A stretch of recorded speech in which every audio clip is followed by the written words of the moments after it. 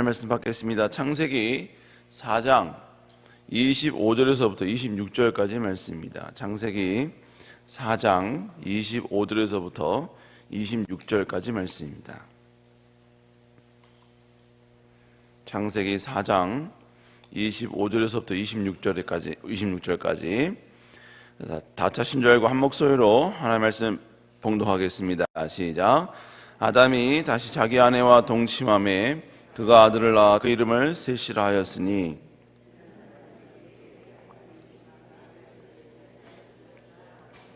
셋도 아들을 낳고 그 이름을 에노스라 하였으며 그때 사람들이 비로소 여호와 이름을 불렀더라. 아멘.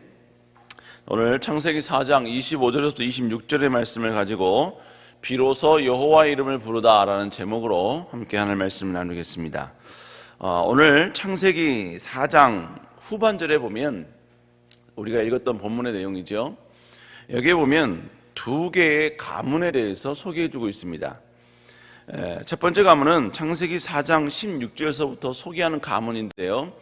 그 가문에 대한 소개가 24절까지 나옵니다. 그리고 그 가문을 바로 7대에 걸쳐서 소개해주고 있습니다. 그 가문이 바로 가인의 후손, 가인의 가문입니다. 그리고 오늘 우리가 읽은 25절과 26절에는 바로 가인의 동생인 이 셋의 후손에 대해서 이제 소개를 해주고 있습니다. 먼저 오늘 본문에서 기록한 16절 이하에서부터 등장하는 이 가인의 후손은 세상적인 기준으로 보면 정말로 똑똑하고 현명한 그런 자녀들이었다, 후손들이었다라는 것을 우리에게 소개해주고 있습니다. 또 16절에 보면요, 가인은 그 당시에 첫 인류의 시작임에도 불구하고 가인은 너무나 똑똑한 나머지 성을 축소할 수 있는 그런 사람이었습니다. 그리고 가인의 7대 손 야발은 그 당시에 가축을 치는 자들의 조상이 되었고, 그의 아우 유발은 수금과 퉁소를 잡는 자의 조상이 되었습니다. 한마디로 말하면 악기를 다룰 줄 아는 그런 존재였다는 얘기죠. 악기를 만들고 그걸 다룰 줄 알고. 그리고 두발 가인은 구리와 쇠로 여러 가지 많은 기구들을 만들 수 있는 그러한 능력을 갖추었습니다. 여러분, 이것뿐만이 아닙니다. 이러한 어떤 세상적인 지식, 지혜뿐만 아니라 이들은 어떤 죄에 관해서도 죄를 변호하고 또 죄를 무마하는 이런 능력에서도 탁월했습니다. 그래서 가인의 5대 손인 라멕은 이제 인류 최초로 2명의 아내를 두는 그런 사람이 되었고, 또 자신에게 상해를 입혔다는 이유 때문에 바로 이 소년을 죽이는 죄를 범했음에도 불구하고 자신의 그 살인죄를 아주 기묘하고 교묘한 방법으로 변호를 하는 그래서 모든 죄를 무모화시켜버리는 이러한 능력자들이었습니다. 성경은 노아 홍수 이전에 살고 있던 사람들은 대부분 900살 이상 정도를 살았다라고 성경은 기록하고 있습니다. 그 말은 결국 뭘 말하느냐, 지금 가인의 7대 손, 이 7대 손은 거의 한 시대에 바로 한 장소에서 살고 있었다라는 것을 우리에게 어느 정도 암시하고 있는 것입니다. 그러니까 결국 가인의 후손들은요, 가인이 만든 그 큰 성 안에서, 그리고 가인의 후손들이 만든 여러 가지 많은 기구들과 그리고 많은 것들을 통하여서 그들은 자신들이 누릴 수 있는 온갖 쾌락과 즐거움을 마음껏 만끽하던 그런 후손들이었습니다. 그런데 성경은 이들에 대한 기록이 여기서 끝이 납니다. 그리고 급히 아담의 셋째 아들인 셋의 가문에 대해서 오늘 본문은 기록을 하고 있지요. 근데 셋의 가문을 소개하면서 오늘 본문에 등장했던 가인의 소개와는 좀 다른 소개를 합니다. 그 소개가 뭐냐면 바로 그때 사람들이 비로소 여호와를 불렀더라라는 구절입니다. 그러니까 가인의 후손과는 완전 다른 관점, 다른 시각에서 이 셋의 가문을 지금 소개하고 있는 것이죠. 근데 사람들이 여호와 이름을 불렀다라는 이 표현은 결국 무엇을 말하느냐? 그들은 이제 예배를 드린 자들이 되었다는 이야기입니다. 하나님을 찬양하고 하나님을 경배하는 그러한 가문이 되었다라는 것을 이야기하고 있다는 것이죠. 결국 오늘 본문에서 이야기한 건 뭘 말하느냐? 하나님의 모든 관심은 누가 있느냐? 세상적인 어떤 똑똑함과 세상적인 어떤 지혜와 세상적인 어떤 많은 풍요, 이걸 누리는 사람이 아닌 바로 하나님을 예배하고 하나님을 경배하고 하나님을 찬양하고 하나님을 존중히 여기는 자, 바로 하나님은 그들을 더욱더 사랑하신다라는 것을 오늘 본문을 통해 우리에게 이야기하고 있는 것입니다. 그렇다면 오늘 본문에서 이야기하고 있는 이 하나님을 부르는 이 예배의 모습에 대해서 어떻게 이야기하고 있는가? 첫 번째로 여러분, 예배는 하나님을 부르는 것이다 라고 이야기하고 있습니다. 자, 우리 4장 26절 한번 읽어볼까요? 4장 26절 시작.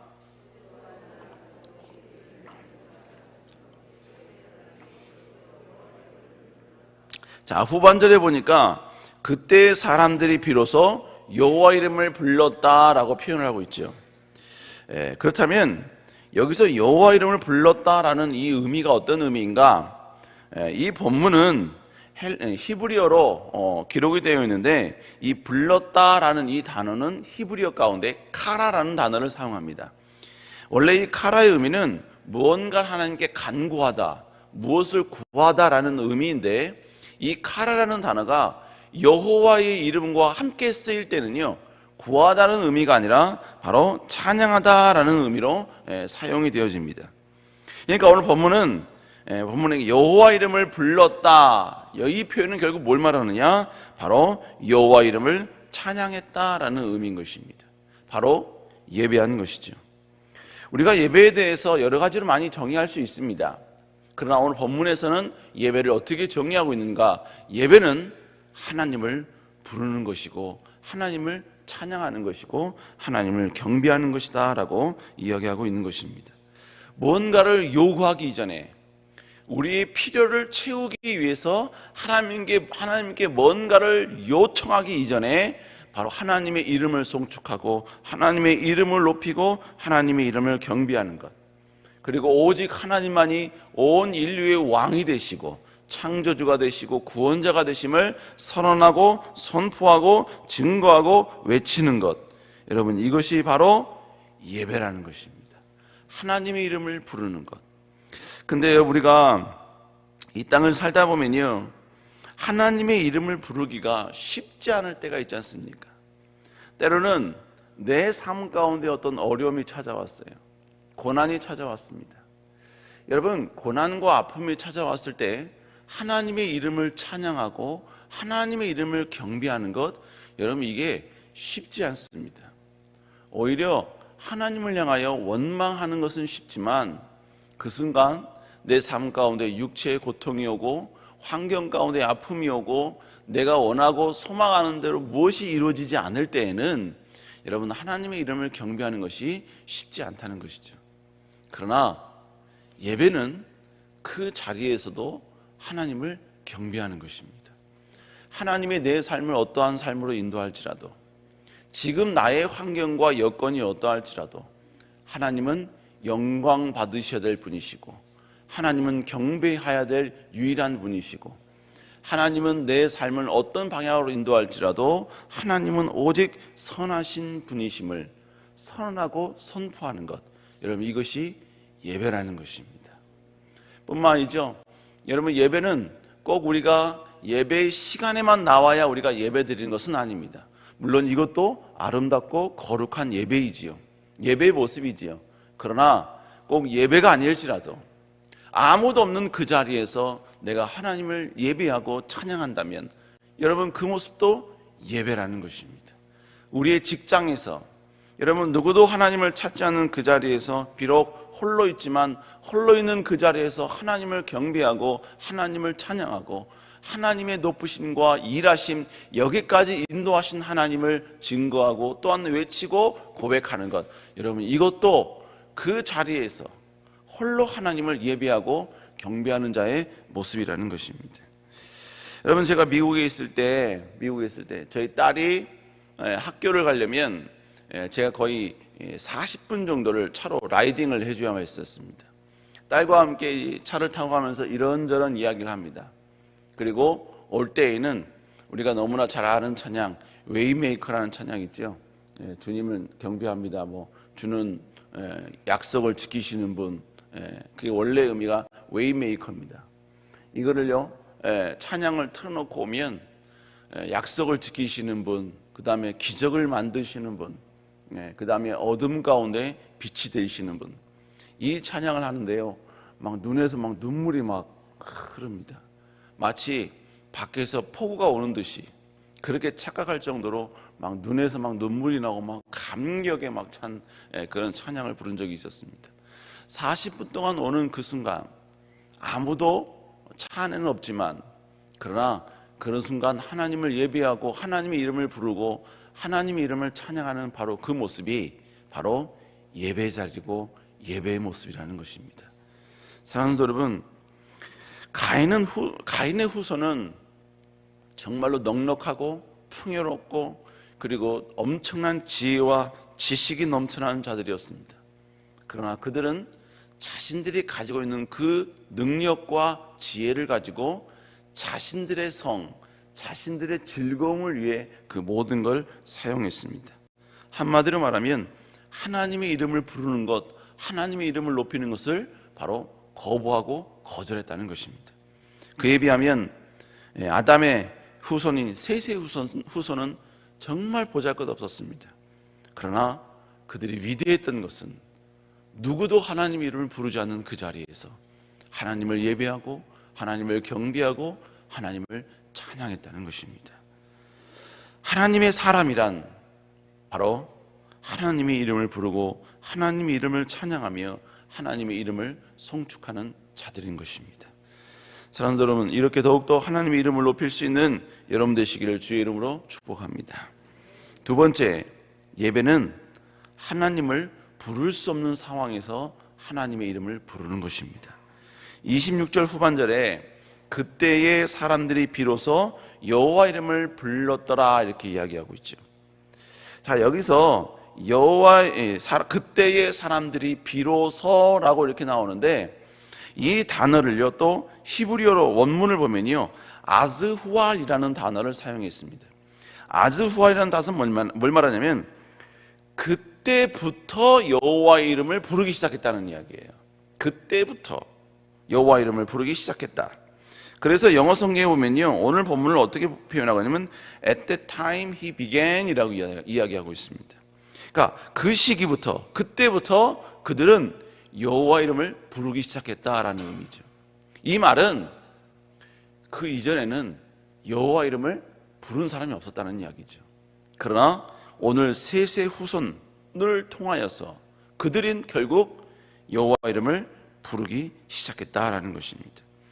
결국 진정한 예배는 하나님을 누구도 부르지 않는 그 상황, 그 현장, 그 상태에서 하나님의 이름을 부르고 하나님의 이름을 경배하고 하나님의 이름을 찬양하는 것, 여러분 이것이 진정한 아름다운 모습이라는 것이죠.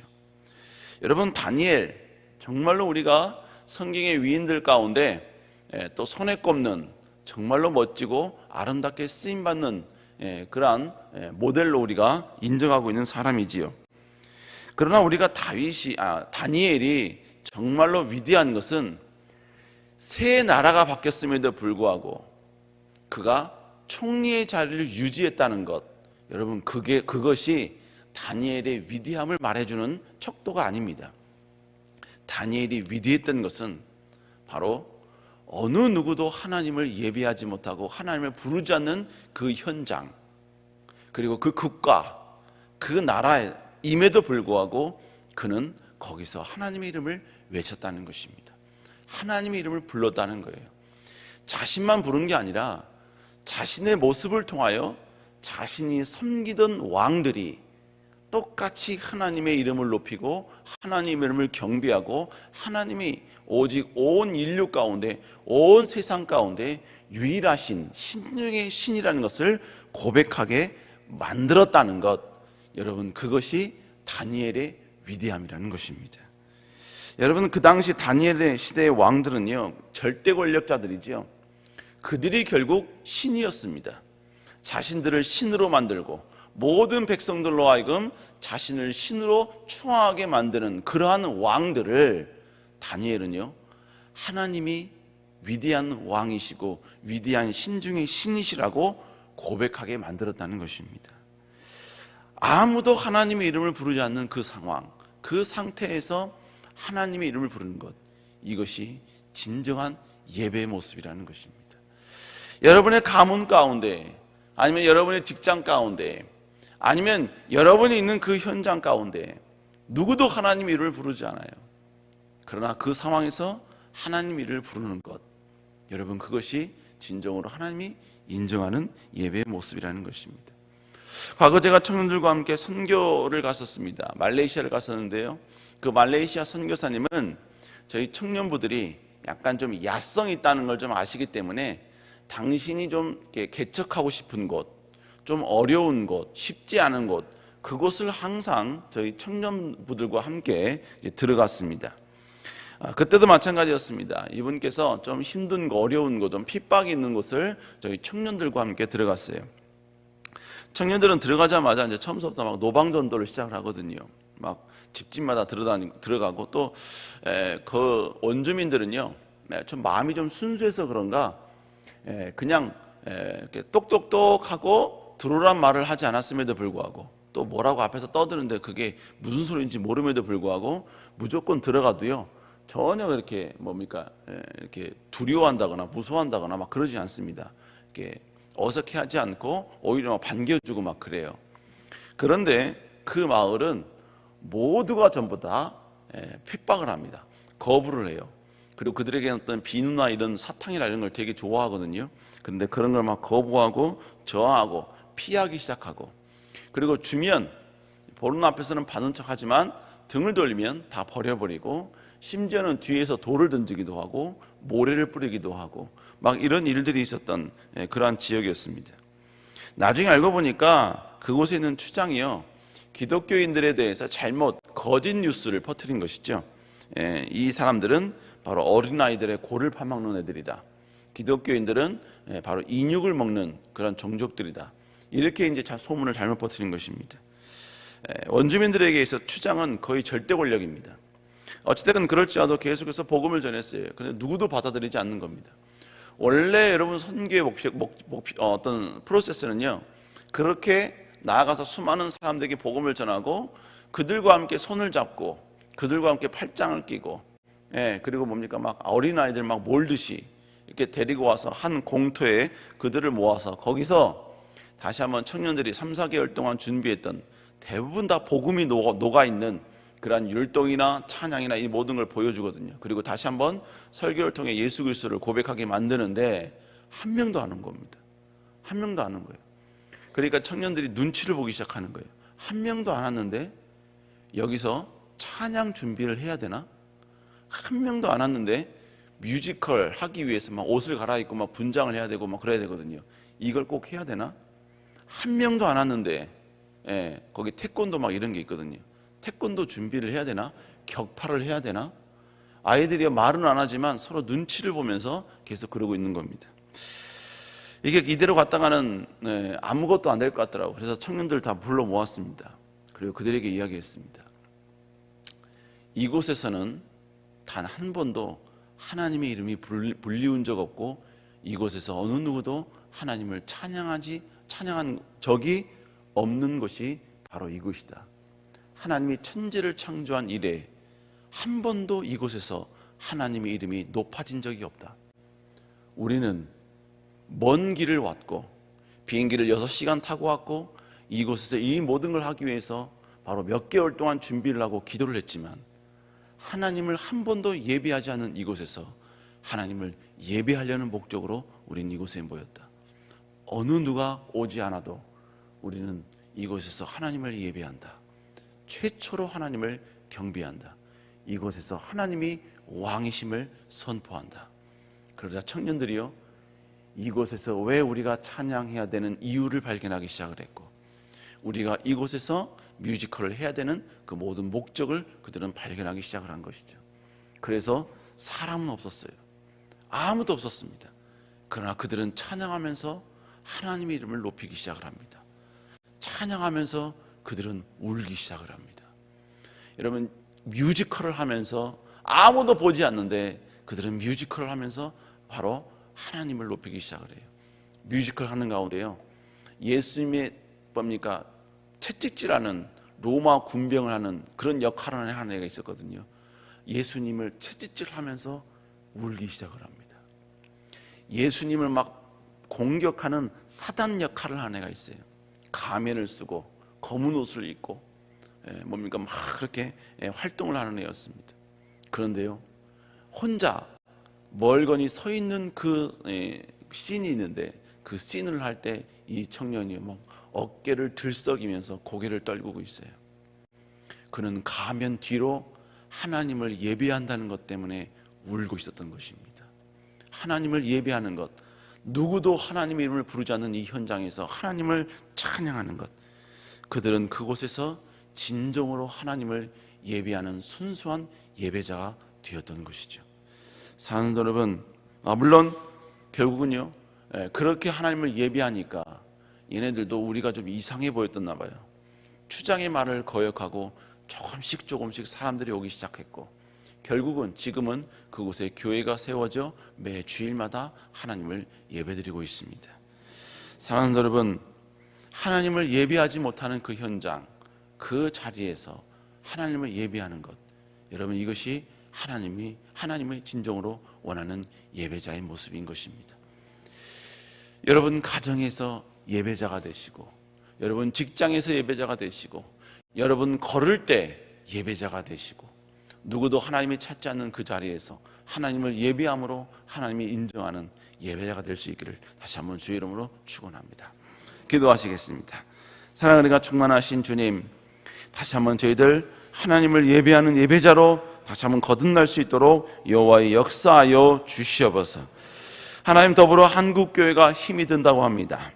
아버지, 힘이 들어 예배를 예배답게 드리지 못하는 아버지, 다시 한번 여호와여 미자립교회 또 귀한 목회자들을 초청하여 드리는 2023 아버지여 리스타트 컨퍼런스 가운데 하나님이 함께하여 주시고, 다시 한번 함께 예배하고 하나님께 함께 경배하는 이 놀라운 능력을 회복하는 귀한 시간 될 수 있도록 여호와여 함께하여 주시옵소서. 말씀을 준비하시는 목사님과 함께 이 일에 동참하는 귀한 사역자들에게도 함께하여 주시고, 지치지 않도록 주여 인도하여 주시며, 아름다운 예배가 다시 한번 회복되어지는 놀라운 역사가 있게 하여 주시옵소서. 아버지, 이 시간 하나님께 귀한 예물 드린 손길을 주님 기억하여 주시옵소서. 빽빽히 적힌 모든 기제목 주님이 읽어주시고 역사하여 주시며, 하나님의 거룩한 능력이 아름답게 나타날 수 있도록 주여 도와 주시옵소서. 귀한 목사님 모든 목회 일정 사역 속에 함께하여 주시며, 지치지 않는 새 힘으로 주께서 언제나 능력으로 함께하여 주시옵소서. 여호와께서 우리 가운데 함께할 줄 믿사옵고, 살아계신 예수님 이름으로 간절히 기도드렸사옵나이다. 아멘. 하늘에 계신 우리 아버지, 이름이 거룩히 여김을 받으시오며 나라의 마옵시오며 뜻이 하늘에서 이루어진 것 같이 땅에서도 이루어지리다. 오늘날 우리에게 일용할 양식을 주옵시고, 우리가 우리에게 죄진 자를 사하여 준 것 같이 우리의 죄를 사하여 주옵시고, 우리를 시험에 들지 말게 하옵시며 다만 악에서 구하옵소서.